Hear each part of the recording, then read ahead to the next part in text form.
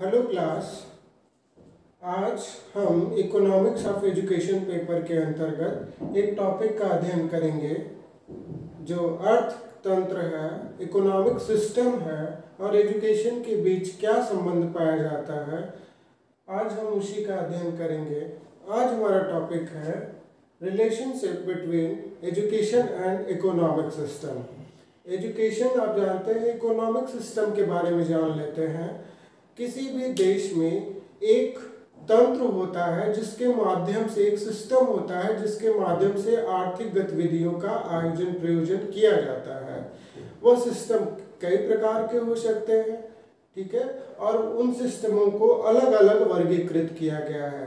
System का मतलब, जैसे कि इकोनॉमिक्स में हम लोग पढ़ते हैं रिसोर्सेज, तो रिसोर्सेज में संसाधनों पर किसका स्वामित्व है? क्या वहाँ के लोगों का स्वामित्व है? जैसे कोयला हो गया, बिजली हो गया, पानी हो गया, या किसी उद्योगपति, किसी व्यक्ति विशेष का स्वामित्व है, या फिर उस देश की सरकार का स्वामित्व है, या लोगों की छोटे छोटे काउंसिल्स का, परिषद का स्वामित्व है। तो ये तो एक बात हो गई कि रिसोर्सेज पर किसका स्वामित्व है। दूसरी बात हम करते हैं प्रोडक्शन की। तो हमें क्या उत्पादित करना है, कौन सी वस्तुओं का उत्पादन करना है। हम क्या पढ़ रहे हैं? Economic system. तो इकोनॉमिक सिस्टम में क्या क्या चीजें होती है? किन वस्तुओं का उत्पादन करना है, ठीक है, किसके द्वारा उत्पादित किया जाएगा, कौन उसे खरीदने वाला है, ठीक। तो ये कौन निश्चित करेगा? क्या उद्योगपति अपने अनुसार सभी लोग जो चाहेंगे वो वस्तु उत्पादित करेंगे, किसी भी क्षेत्र में उत्पादित कर सकते हैं, या उनके लिए कोई बाध्यता है कि इस क्षेत्र में आप नहीं कर सकते, इस क्षेत्र में आप नहीं कर सकते। तो ऐसा एक तंत्र जिसमें रिसोर्सेज, जिसमें प्रोडक्शन, और फिर आगे देखा जाए तो कंजम्पशन। अब आप हमें बताइए कि मिलिट्री जो चीजें कंज्यूम करती है, क्या आप करते हैं? ऐसा बिल्कुल नहीं है। क्यों? क्योंकि गवर्नमेंट का वहां पर रोल आ जाता है। कंट्रोल, रेगुलेशन, अर्थात इकोनॉमी का रेगुलेशन कैसा है, नियंत्रण कैसा है, उन्हीं चीजें सब्सिडी पर मिलती है, आपको नहीं मिलती। क्यों नहीं मिलती? क्योंकि वहां पर एक चीज आती है कंट्रोल एंड रेगुलेशन। तो रूल एंड रेगुलेशन क्या है? तो इन सब चीजों को मिला करके हम एक तंत्र बनाते हैं जिसे कहते हैं आर्थिक तंत्र, इकोनॉमिक सिस्टम। यानी इकोनॉमिक सिस्टम के अंतर्गत हम देखते हैं कि किसी भी देश में अर्थव्यवस्था का संचालन किस प्रकार होता है, कैसे संसाधनों का उपयोग होता है, क्या क्या वस्तुएं उत्पादित की जाती हैं, और उन पर किस प्रकार के नियम, विनियम तथा कंट्रोल स्थापित किए जाते हैं, चाहे उनकी मांग का संबंध हो, चाहे उनकी सप्लाई का हो, डिमांड सप्लाई का हो, चाहे उनकी कीमतों का हो। तो एक ऐसा तंत्र जिसमें वस्तु क्या उत्पादित होगी, किसका स्वामित्व होगा, कौन उत्पादित करेगा, कौन उपभोग करेगा, कीमत क्या होगी, कैसे रेगुलेट किया जाएगा, कैसे वितरण किया जाएगा, इन सब चीजों का जो एक तंत्र होता है मिला करके उसे कहते हैं इकोनॉमिक सिस्टम, आर्थिक तंत्र। तो आज का जो हमारा टॉपिक है, हम अध्ययन यही करने वाले हैं कि इकोनॉमिक्स में जो इकोनॉमिक सिस्टम होता है और एजुकेशन में क्या अध्ययन संबंध होता है, रिलेशनशिप होता है। तो मेनली हमने देख लिया कि इकोनॉमिक सिस्टम में एक देश की अर्थव्यवस्था में होने वाली सभी गतिविधियां, प्रोडक्शन, कंजम्पशन, वितरण, distribution, pricing, demand, supply, regulation, इन सभी का जो तंत्र होता है वो कहलाता है इकोनॉमिक सिस्टम। अब हम बात करेंगे कि अलग अलग इकोनॉमिक सिस्टम का एजुकेशन से क्या क्या संबंध है। तो सबसे पहले बात करते हैं कैपिटलिस्टिक इकोनॉमिक सिस्टम। ये है पूंजीवादी आर्थिक तंत्र, अर्थव्यवस्था। तो पूंजीवादी अर्थव्यवस्था में क्या होता है? उद्योग होते हैं, इंटरप्राइजेस।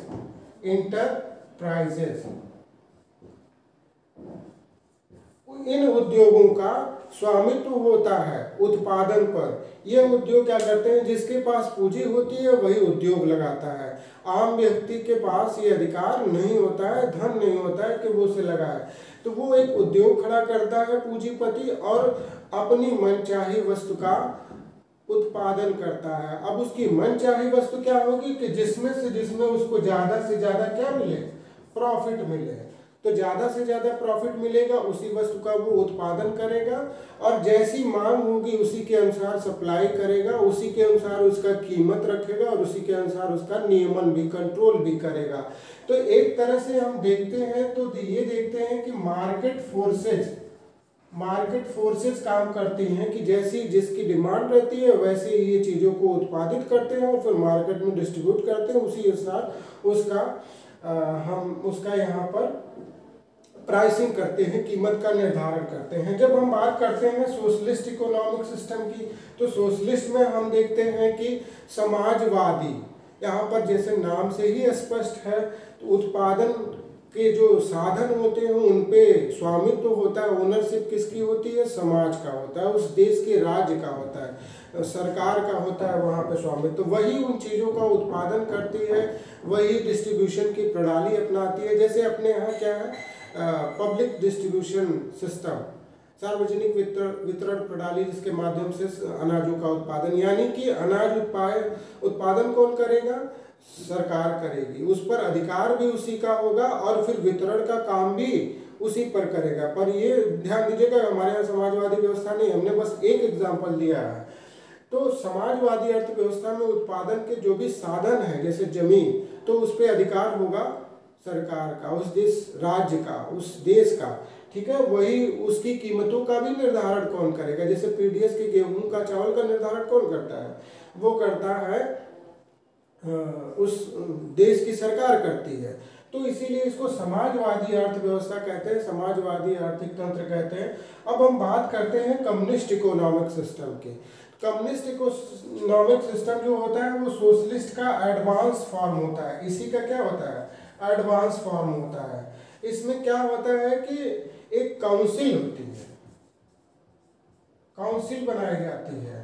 इसमें क्या थी, सरकार ही सर्वे सर्वा थी, उस देश का राज्य ही, शासन ही, किसमें, इसमें राज्य ही सर्वे सर्वा था, इसी का सब अधिकार है, इसी के अधिकार में सब कुछ है।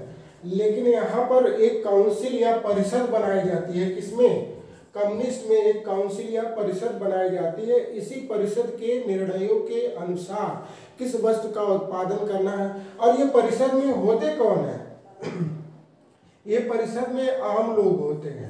ये साम्यवाद आपने सुना होगा। इस परिषद में यानी जिनके लिए उपयोग करना है, जो जनता है, जनता के बीच में से ही हम लोगों को इसमें चुनते हैं परिषद में, और यही उस देश की अर्थव्यवस्था का संचालन जनता के हितों को ध्यान रखते हुए, आम जनता के हितों को ध्यान में रखते हुए करते हैं। ये फिर प्रॉफिट नहीं देखते हैं कि प्रॉफिट हो, प्रॉफिट यहाँ पर नहीं देखा जाता है।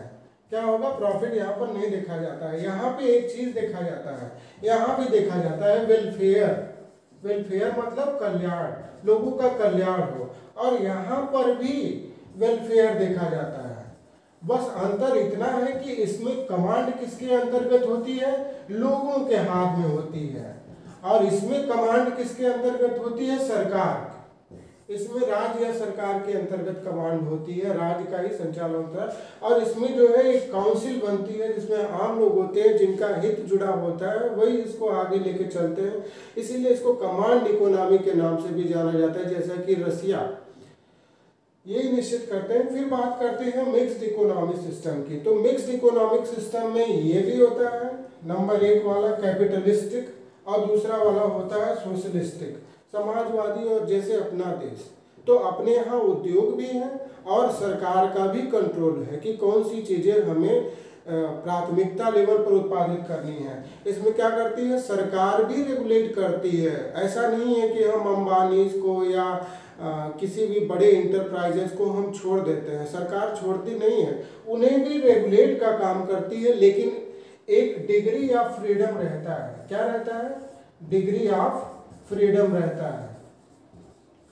फ्रीडम, एक स्वतंत्रता रहती है। ऐसा नहीं रहता है कि उन्हें पूर्ण बाध्य करेंगे। अगर पूर्ण बाध्य कर देंगे तो वो इंडिया में पैसा नहीं लगाएंगे, इंडिया में इन्वेस्ट नहीं करेंगे, कहीं और करेंगे जहां उन्हें ज़्यादा प्रॉफिट मिलता हो, ज़्यादा स्वतंत्रता मिलती हो। तो यहाँ पर मिक्स्ड इकोनॉमी में हम देखते हैं कि दोनों ही बातें होती है, कैपिटलिस्ट भी रहते हैं और सोशलिस्ट भी रहते हैं। और ये देखा जाता है कि ज़्यादा से ज़्यादा लोगों को लाभ मिल पाए, और इसके साथ साथ कैपिटलिस्ट भी लाभ कमाते हैं, तभी वो यहाँ पे टिके ही रहते हैं।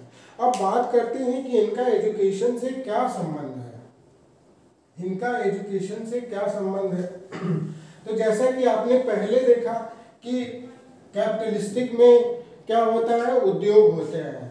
अब उद्योग क्या करते हैं, मांग और पूर्ति, डिमांड और सप्लाई के आधार पर निर्णय लेते हैं।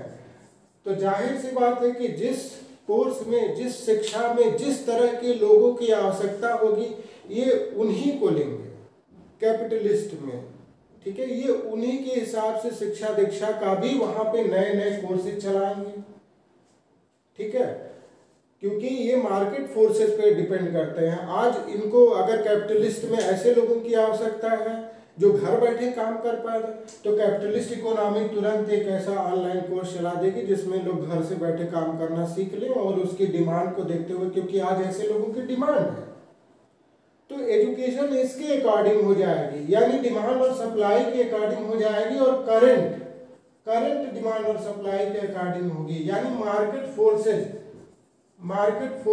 मार्केट के जो बल है, फोर्स है, वो क्या है, डिमांड सप्लाई है। तो ये वहीं पे इन्वेस्ट करेंगे शिक्षा में जहां पर इन्हें लाभ मिलेगा। तो कई बातें हो गई कैपिटलिस्टिक में, ये वहां पे इन्वेस्ट करेंगे जहां पर इन्हें लाभ मिलेगा। दूसरी बात कि इसमें इंटरप्राइजेज उन्हीं पाठ्यक्रमों का, उन्हीं विद्यालयों का संचालन करेंगे जो कि तत्काल की आवश्यकताओं की पूर्ति करते हो। ये नहीं है कि अभी हमें आवश्यकता है रोबोटिक्स की और अभी भी हम चला रहे हैं हथौड़ी और वो वाला सिस्टम। तो ये इनकी एक लाभ भी है कैपिटलिस्ट इकोनॉमी का कि हमारा करिकुलम जो होता है वो रिन्यू होता रहता है, मार्केट की आवश्यकताओं के अनुरूप होता है। तब हम ये नहीं कह पाते हैं कि हमारा पाठ्यक्रम पुराना है, ठीक है, क्योंकि ये नए मार्केट की आवश्यकताओं के अनुसार पाठ्यक्रम को डिजाइन करते हैं।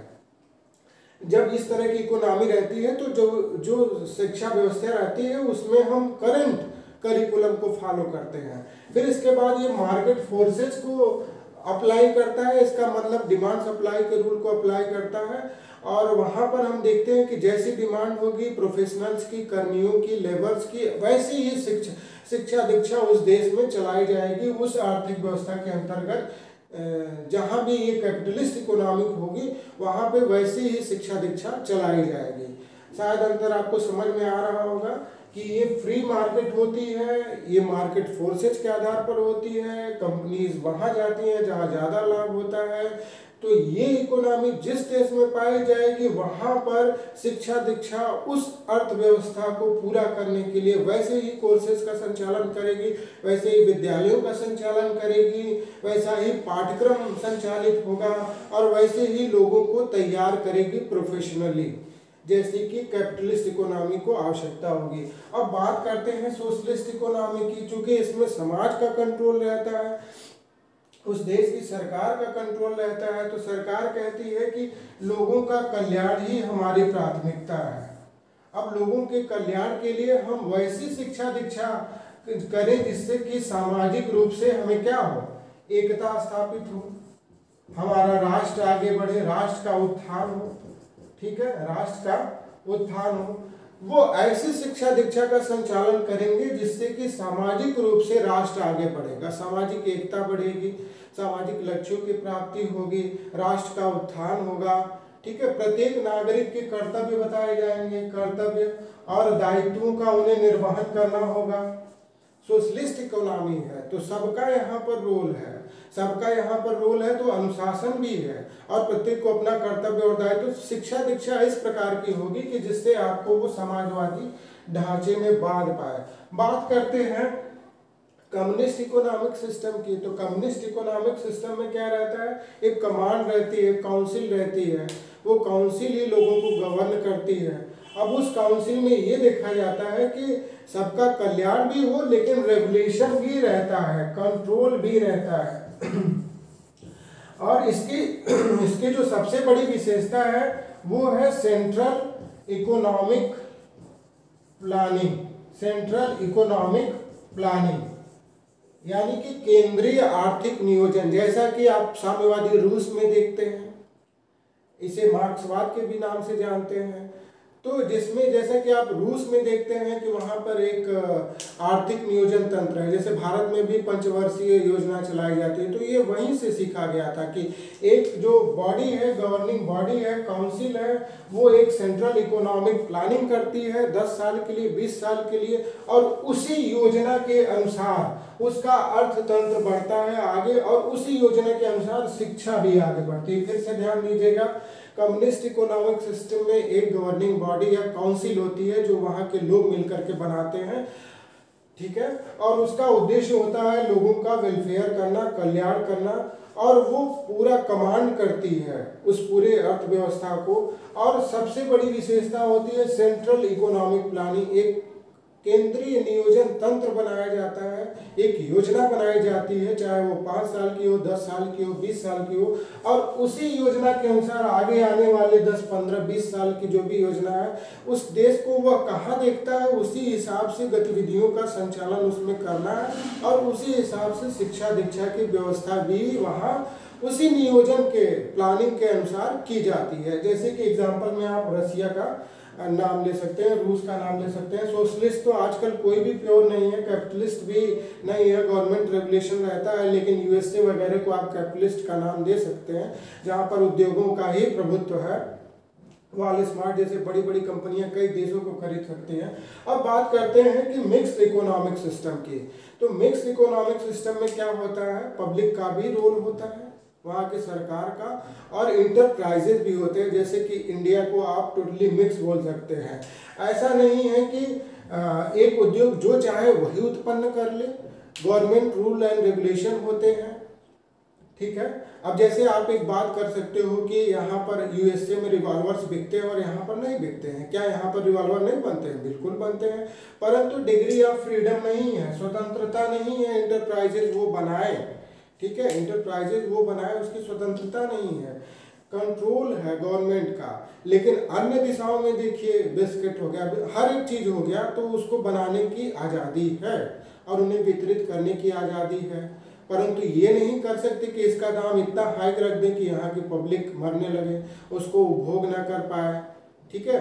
तो गवर्नमेंट के यहाँ रूल रेगुलेशन भी काम करते हैं और एंटरप्राइजेज एक सीमित स्वतंत्रता के अंतर्गत लाभ भी कमाते हैं। तो मिक्स में ये व्यवस्था होगी। अब यहाँ शिक्षा दीक्षा कैसी होती है? अब यहाँ शिक्षा दीक्षा में 2 बातें होती है, ठीक है। एक तो बड़ी असंगतता देखी जाती है कि जो एंटरप्राइजेज हैं उनको अलग तरीके के कारीगर चाहिए, कर्मकार चाहिए, प्रोफेशनल चाहिए, पर्सनल चाहिए, ठीक है। और जो वहाँ की सरकार है वो अलग शिक्षा दीक्षा लेके चलती है, वो कहती है कि नहीं आप इन्हें लीजिए।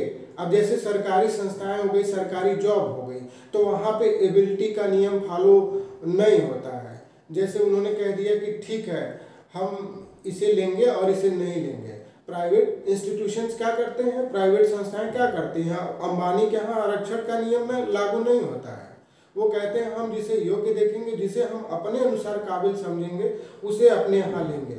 लेकिन अब वहीं पे सरकारी जो हस्तक्षेप है, सरकारी संस्थाएं हैं, तो उसकी बात करते हैं तो वो कहते हैं हम रिजर्वेशन लागू करेंगे। हम चाहे वो एबिलिटी हो या एक सीमित मात्रा तक एबिलिटी हो, तो हम उन्हें भी लेंगे, अपने अनुसार रूल बदल देंगे। कहने का मतलब है कि यहाँ पे मिक्स्ड सिस्टम पाया जाता है और एजुकेशन भी इसी के अकॉर्डिंग चलाई जाती है। गवर्नमेंट और स्टेट दोनों का रोल होता है। तो जैसी जैसी इकोनॉमिक सिस्टम होती है वैसे ही लोगों को एचआर मानव संसाधन चाहिए होता है, वैसे ही प्रवीणता चाहिए होती है, कुशलता चाहिए होती है, वैसे पाठ्यक्रम चाहिए होते हैं, विद्यालयों की नियंत्रण व्यवस्था वैसे चलती है। तो इनके अनुसार एजुकेशन भी, इकोनॉमिक सिस्टम के अनुसार एजुकेशन भी चेंज होती रहती है। इन चारों के अंतर्गत अभी आपने देखा। यहीं पे मेरा ये टॉपिक समाप्त होता है। जो बातें नहीं समझ में आई होंगी आप कमेंट बॉक्स में पूछिएगा, और बाकी इसे शेयर और सब्सक्राइब करिएगा। धन्यवाद।